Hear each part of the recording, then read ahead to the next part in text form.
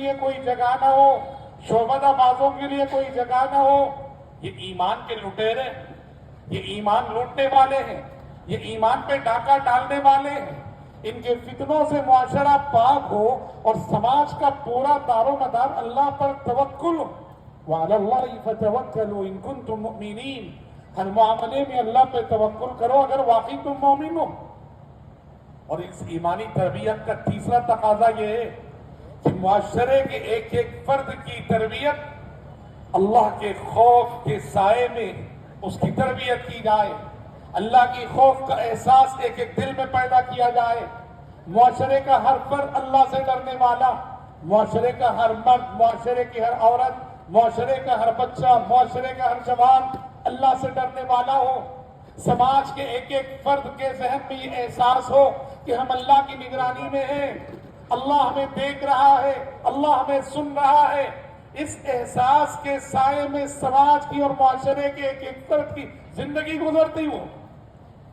عہد مدنی کا معاشرہ آپ دیکھیے، پیارے نبی صلی اللہ علیہ وسلم کے زمانے میں گناہ کہا ہوا ایک صاحب سے مدینے کے کنارے، جہاں کوئی دیکھنے والا نہ تھا، انہیں کوئی دیکھنے والا نہ تھا، ایک گناہ ہو گیا، ایک غلطی ہو گئی، ہوا ایک عورت کے ساتھ کچھ غلط کام انہوں نے کر لیا۔ اب بڑی برائی تو نہ کی، بڑی برائی نہ کی، لیکن برائی کے جو مقدمات ہوتے ہیں وہ گناہ ان سے ہو گیا۔ کہاں گناہ ہوا؟ تنہائیوں میں ہوا، جہاں کوئی دیکھنے والا نہ تھا۔ وہ صاحب سیدھے مسجد نبوی آتے ہیں اور آ کر نبی کریم صلی اللہ علیہ وسلم سے عرض کرتے ہیں، یا رسول اللہ انی عالجت امرأة فی اقصی المدینہ وانی اصبت منها ما دون ان امسها۔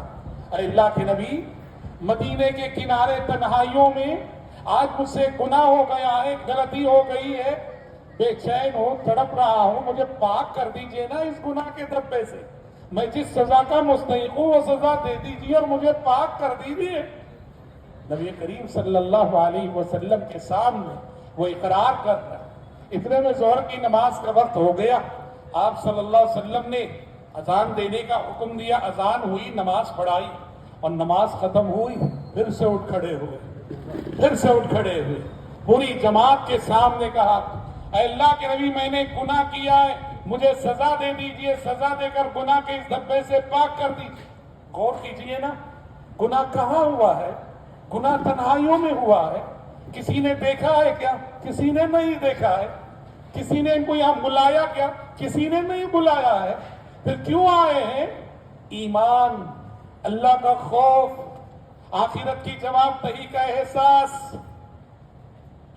کوئی دیکھا نہیں ہے، لیکن ان کا جو ایمان ہے کہ آخرت کے میں اللہ کے سامنے کھڑے ہونا ہے، زندگی کے ایک ایک عمل کا جواب ہمیں دینا ہے، یہ احساس انہیں تڑپا رہا تھا۔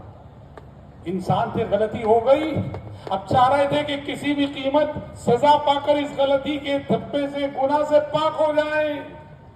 پیارے نبی صلی اللہ علیہ وسلم نے دیکھا سزا کس لیے دی جاتی ہے؟ تاکہ ندامت پیدا ہو مجرم کے اندر۔ پیارے نبی نے دیکھا کہ سزا دیے بغیر ہی یہ ندامت پیدا ہو چکی ہے۔ اس سے بڑی بات کیا ہے؟ وہ اپنی عزت کا بھی نہیں سوچ رہے، پوری جماعت کے سامنے کھڑے ہو کے اقرار کر رہے ہیں، اعتراف کر رہے ہیں، کہہ رہے مجھ سے گناہ ہو گیا، سزا دے دیجیے مجھے۔ یہ نہیں سوچا لوگ کیا بولیں گے، میں بدنام ہو جاؤں گا، میری عزت چلی جائے گی، ذلیل ہو جاؤں گا۔ انہیں ذلیل ہونا منظور تھا، لیکن اللہ کا خوف ستائے جا رہا تھا، اللہ کا خوف تڑپائے جا رہا تھا۔ تو حضرات، سماج کی جب ایمانی تربیت ہو جاتی ہے نا، ایسے سماج میں کسی محکمہ تحقیق کی ضرورت نہیں ہوتی۔ وہاں مجرم خود آگے بڑھ کے اقرار کرتا ہے کہ میں مجرم ہوں، مجھ سے جرم ہوا ہے۔ وہاں تحقیق کے لیے کوئی کمیٹی بٹھانے کی ضرورت نہیں ہوتی۔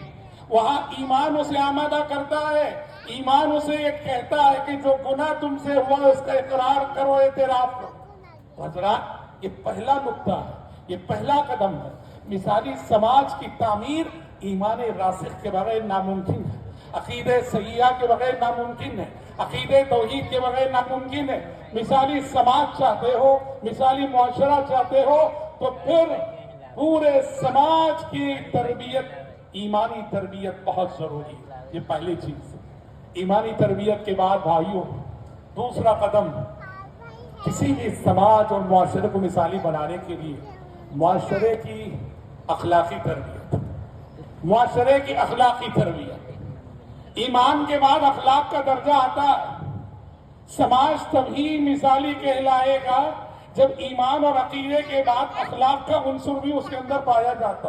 اور جب ہم اخلاق کی تربیت کی بات کریں نا تو اس کے کئی پہلو سامنے آتے ہیں ہمارے. اس میں سب سے پہلے معاشرے کی اخلاقی تربیت کا پہلا تقاضا یہ ہے کہ پورے سماج میں مساوات کو عام کیا جائے. مساوات اور برابری کی وہ تعلیم جو نبی کریم صلی اللہ علیہ وسلم نے ان الفاظ میں دی. لا فضل لعربی علی عجمی ولا لعجمی علی عربی ولا لأحمر على أسود ولا لأسود على أحمر كلكم من آدم وآدم من تراب. آپ نے کہا لوگوں، کسی عربی کو عجمی پر کوئی فضیلت نہیں، کسی عجمی کو عربی پر کوئی فضیلت نہیں، کسی کالے کو گورے پر کوئی فضیلت نہیں، کسی گورے کو کالے پر کوئی فضیلت نہیں. کلکم من آدم، تمہاری ایک ہی پہچان ہے کہ تم آدم کے بچے ہو، آدم کی اولاد ہو. وآدم من تراب، اور آدم مٹی سے بنا. تم کالے ہو تو بھی آدم کی اولاد ہو، تم گورے ہو تو بھی آدم کی اولاد ہو، تم امیر ہو تو بھی آدم کی اولاد ہو، تم غریب ہو تو بھی آدم کی اولاد ہو، تم عربی ہو تو بھی آدم کی اولاد ہو، تم عجمی ہو تو بھی آدم کی اولاد ہو، تم صحت مند ہو تو بھی آدم کی اولاد ہو، تم بیمار ہو تو بھی آدم کی اولاد ہو، تم معذور ہو تو بھی آدم کی اولاد ہو، تم لنگڑے ہو تو بھی آدم کی اولاد ہو، تم اندھے. کلکم من آدم. کوئی کسی کو کسی پر کوئی فوقیت نہیں، کوئی فضیلت نہیں. تمہاری بس ایک ہی پہچان ہے کہ تم سب آدم کے بیٹے ہو، اور آدم مٹی سے بنے اور مٹی کی صفت ہے دبنا. آدم کی اولاد ہونے کا تقاضا ہے کہ عاجزی پیدا کرو اپنے اندر، انکساری پیدا کرو اپنے اندر. حضرات، سماج میں یہ مساوات اور برابری کا سبق جب تک نہیں پڑھایا جائے گا سماج کو، اس سماج کو مثالی نہیں کہا جا سکتا. غور کیجئے، محمد عربی صلی اللہ علیہ وسلم کی مجلسوں میں، آپ صلی اللہ علیہ وسلم کے اصحاب، آپ کے ارد گرد رہنے والوں میں، آپ کی مجلس میں رہنے والوں میں، جہاں ابو بکر صدیق، عمر فاروق، عثمان غنی رضی اللہ عنہم جیسے امیر صحابہ تھے، وہیں آپ کے ارد گرد رہنے والوں میں بلال حبشی، سہیب رومی جیسے غلام بھی، غریب صحابہ بھی، نادار صحابہ بھی. آپ کی مجلس میں کوئی امتیاز نہ تھا. سماج میں مساوات کا تصور رکھنا بہت ضروری ہے بھائیوں. اگر آپ چاہتے ہیں کہ آپ کا سماج مثالی سماج کہلائے، ہر شخص کی عزت کرو. صرف امیر کی عزت کرو گے، صرف سیاستدانوں کی عزت کرو گے، صرف مالداروں کی عزت کرو گے، صرف بنگلے والوں کی عزت کرو گے، صرف گاڑی والوں کی عزت کرو گے، تو پھر تم اچھے مسلمان نہیں کہلا سکتے. اچھے مسلمان تب کہلاؤ گے امیر کی طرح جب تم غریب کی بھی عزت کرو، مالداروں کی طرح مساکین کی بھی عزت کرو، صحت مندوں کی طرح معذوروں کی بھی عزت کرو. سماج کا ماحول ایسا ہونا چاہیے کہ معاشرے کا ایک ایک فرد محسوس کرے، ہاں اس سماج میں میں بھی کچھ وزن رکھتا ہوں. ایک معذور بھی محسوس کرے، ہاں اس سماج میں میں بھی کچھ وزن رکھتا ہوں. ایک بیمار بھی محسوس کرے، ہاں اس سماج میں میری بھی کوئی قیمت ہے. ایک غریب بھی محسوس کرے، ہاں اس سماج میں میری بھی کوئی حیثیت ہے. اس کو کہتے ہیں مثالی سماج. جس معاشرے میں صرف دولت مندوں کے سر گنے جاتے ہو، امیروں کے سر گنے جاتے ہو، اس معاشرے کو مثالی معاشرہ کہنا انسانیت کی توہین ہے.